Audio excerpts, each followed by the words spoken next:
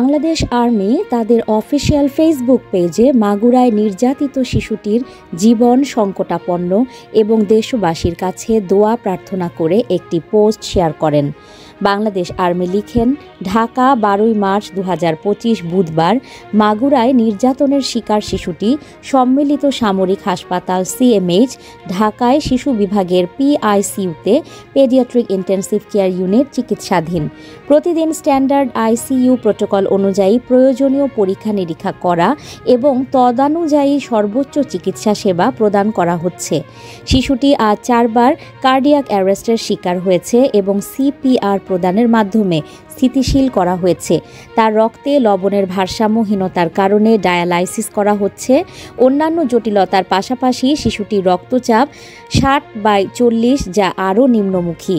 সম্মিলিত সামরিক হাসপাতালের বিশেষজ্ঞ চিকিৎসকবৃন্দের সমন্বয়ে গঠিত উচ্চ পর্যায়ের চিকিৎসা পর্ষদ সর্বাধুনিক চিকিৎসা পদ্ধতির মাধ্যমে শিশুটির জীবন রক্ষার জন্য সর্বাত্মক প্রচেষ্টা চালিয়ে যাচ্ছেন। উল্লেখ্য, গত 8 মার্চ 2025 তারিখ সন্ধ্যা 6টায় শিশুটি সম্মিলিত সামরিক হাসপাতাল ঢাকায় সংকটাপন্ন অবস্থায় ভর্তি হয়। শিশুটির সুস্থতার জন্য বাংলাদেশ সেনাবাহিনী দেশবাসীর কাছে দোয়া প্রার্থী। নিউজ ডেস্ক সংযুক্ত।